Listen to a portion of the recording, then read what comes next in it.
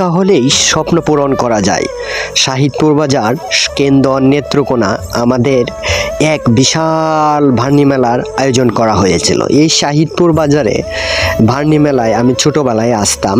তো এই কথাগুলো বলার কারণ হলো বাজারে এসে দেখলাম অনেক কিছুই উঠেছে, যেমন বিন্নির কই, এই যে খেলনা, মাটির হাঁড়ি পাতিল, মাটির জিনিসপত্র অনেক কিছুই উঠেছে। তবে হ্যাঁ, এখনও অনেক কিছুই ত্রুটিপূর্ণ রয়েছে, যেমন বিন্নি কই 400 টাকা কেজি, যেগুলো আমরা এই 80 টাকা 70 টাকা কই পাইতাম। আমি মনে হয় আসলে বিন্নি ধানের মানে কই এগুলো না, কারণ এখন তো আর বিন্নি ধানই আমি দেখি না, তো এগুলো হবে কেন?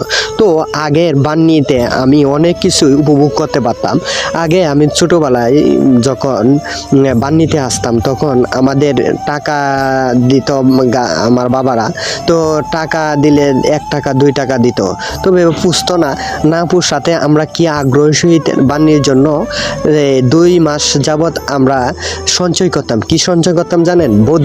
বদ্যিরাজ আমরা ওজন হওয়ার জন্য মাটিতে কুপিয়ে মানে ভিজিয়ে রাখতাম, যে ওজন হয় সেই ভিত্তিতে আমরা 3 টাকা 4 টাকা কেজি এই বদ্যিরাজ বিক্রি করে, মানে বদ্যিরাজ দিয়ে কি হতো, তেল তৈরি হতো বিদায় এগুলা নিয়ে যেত। এগুলো আমরা জানতাম।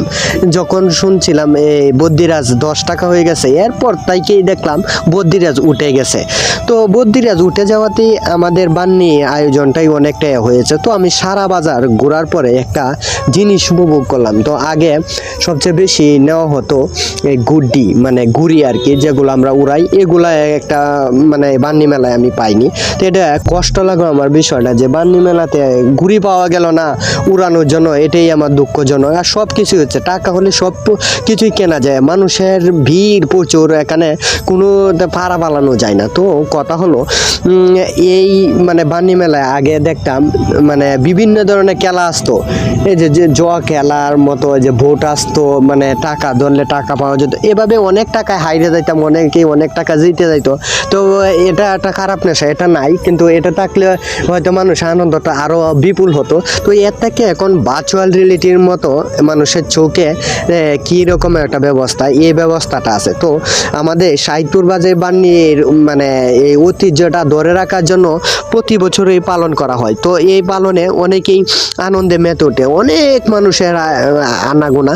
তো এই আনাগোনাতে আমি এসে আনন্দ পাইলাম।